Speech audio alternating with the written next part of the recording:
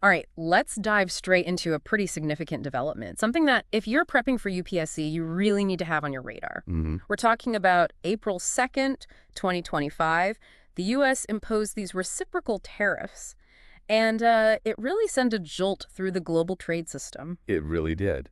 It wasn't just a minor adjustment. It felt like a major move.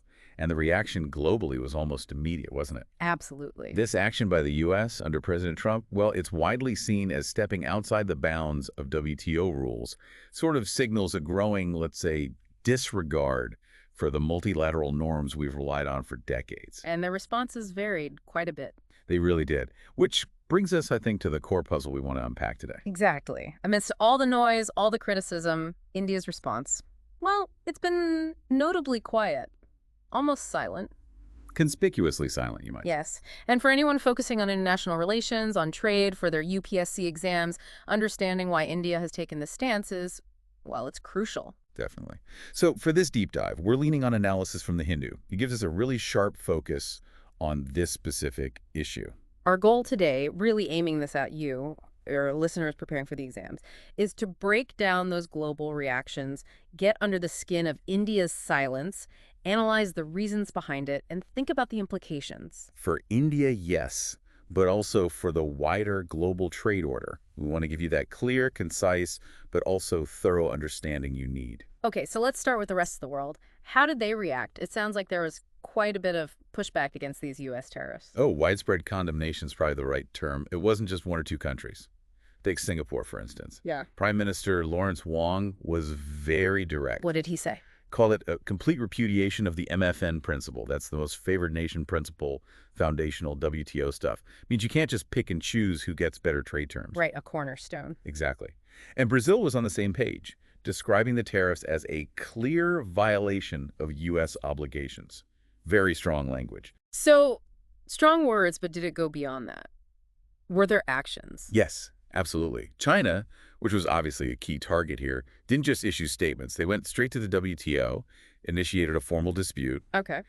and they retaliated with their own tariffs. That's a significant move, something to definitely note when thinking about trade dispute dynamics. And others joined in. Well, Japan and Canada also voiced strong disapproval. Canada actually filed a specific WTO case about the U.S. tariffs on cars and auto parts.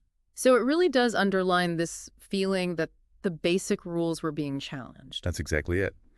These countries, through their actions and words, were essentially defending the rules-based system, signaling that these frameworks matter, especially when a major player like the U.S. seems to be veering off course. Makes sense. And the Hindu's analysis points out something interesting, too.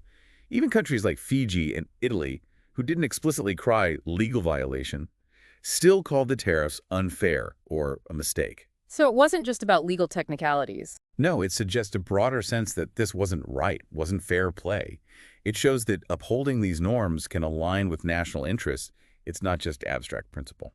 Okay, so that sets the scene. A lot of vocal opposition, legal challenges, a general sense of unfairness, which, as you said, makes India's position stand out even more. It really does. Compared to all that, India's response has been, well, tepid is a good word.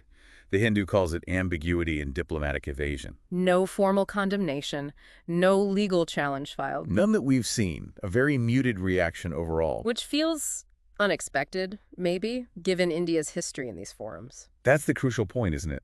The Hindu highlights this contrast. India has this long-standing advocacy for a rules-based international order. It's traditionally been a really strong voice, especially within the WTO, often championing developing country interests. So this silence feels like a break from that tradition. It certainly appears that way, a noticeable departure from its historical role. Right, so the Hindu tries to unpack the why. What are the potential reasons floated for this silence? These are probably key for UPSC understanding. The first one mentioned is ongoing trade talks with the U.S. Yes, that's one explanation put forward. The idea is, India is negotiating this bilateral trade agreement, a BTA, with the U.S. Just don't rock the boat. Essentially, publicly criticizing the U.S. tariffs might risk those negotiations. That's the argument. Okay. But the analysis in the Hindu seems a bit skeptical of that reasoning. It does raise some strong counterpoints. Firstly, it notes that the U.S. hasn't exactly been shy about criticizing India's trade practices, including its tariffs. even during these talks. Ah, so it's not like criticism is off the table entirely in these situations. Exactly. The idea that India must stay silent to keep the U.S. happy doesn't quite seem to match how the U.S. itself behaves in these negotiations. And the second point against it. Well, the analysis points out that other countries also having bilateral discussions with the U.S. still spoke out against the tariffs. Right, so it's possible to disagree on one issue while still negotiating on another. Precisely. It suggests that voicing disagreement over what seems like a clear breach of international norms doesn't automatically kill diplomacy. It can actually be seen as standing on principle. Okay, so the trade talks argument might be a bit shaky. What's the second reason the Hindu mentions? Something about the WTO itself being ineffective. Yes, the state of the WTO's dispute settlement system. The argument goes that with the appellate body currently non-functional, basically stuck, filing a legal case wouldn't achieve much anyway. It'd be futile. So why bother if the court isn't fully working? Right. But the Hindu's analysis offers a really important perspective here, especially for thinking about international law more broadly. Oh, Jesus. That international law, these norms, they aren't just about enforcement mechanisms. They serve a bigger purpose. The analysis calls them moral and rhetorical instruments, meaning they help us distinguish legitimate actions from illegitimate ones on the world stage. Yeah.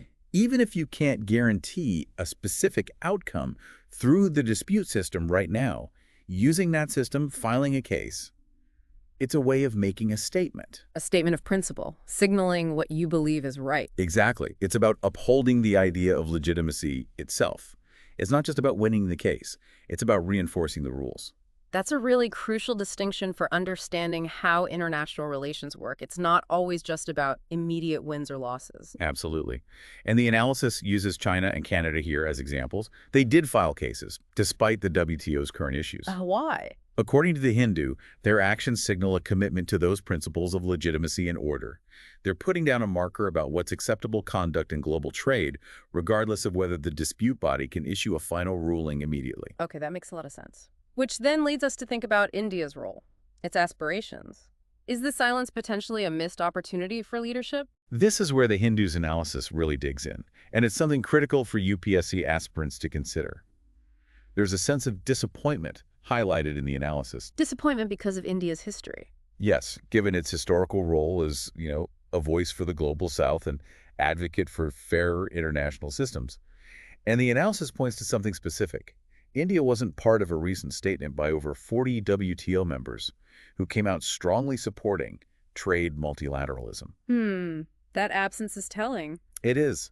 It makes you pause, doesn't it? Given India's past positions at the WTO, this silence, this absence, it feels quite significant. You have to wonder what the calculation is. Is there an expectation then that India would take a lead? I think so. The Hindus suggest there was a real opportunity here. The global trade system is looking a bit shaky, more fragmented. Developing nations are kind of looking for direction. India could potentially have led a coalition pushing back against this kind of unilateral action. But by staying passive. By staying passive, the analysis argues, India risks harming its own credibility. Its aspirations to be seen as a global leader, a defender of fair trade, this silence doesn't necessarily help that image. So even just making a statement, a symbolic gesture supporting the WTO principles could have been beneficial. The argument is, yes, undeniably.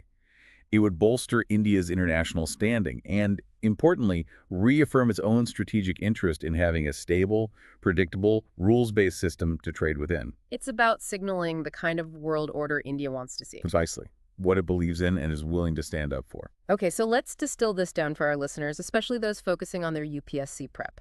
What are the key takeaways from this deep dive, drawing on the Hindu's analysis? Right, let's summarize. First, understanding the nuts and bolts of international trade law and how the WTO works is obviously vital. This whole situation puts things like the MFN principle and the dispute settlement issues front and center, key areas for study. Definitely relevant for both prelims and mains there. Absolutely. Second, it really showcases that complex balancing act nations face, juggling immediate national interests, like trade talks, with their longer-term commitments to multilateral norms and principles. That's a classic IR theme. Always a tough balancing act. Always.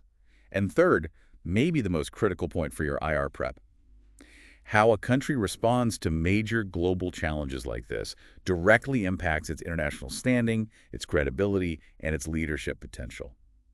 India's choice here, its silence, is a case study in itself. So understanding these dynamics is key for Maine's answers on foreign policy or global trade. Exactly. It touches on global trade dynamics, India's foreign policy choices, WTO principles. It ticks a lot of boxes for UPSC relevance. So wrapping this up for everyone listening, the U.S. tariffs clearly challenged the global trade order. We saw widespread condemnation from many nations. But India's silence is notable, and it raises these important questions about its commitment to multilateralism and its leadership ambitions. Definitely a key topic to keep following for your daily UPSC Maine's current affairs updates. And that leads us to a final thought, something for you to mull over. Considering India's long-term strategic goals, its place in the world, do you think this silence on the U.S. tariffs ultimately serves its best interests in shaping the future of global trade? It's worth weighing the different factors we've discussed, the trade talks, the WTO's state, the leadership aspect, and forming your own informed view. That kind of critical thinking is exactly what's needed for your exams. A really important question to reflect on.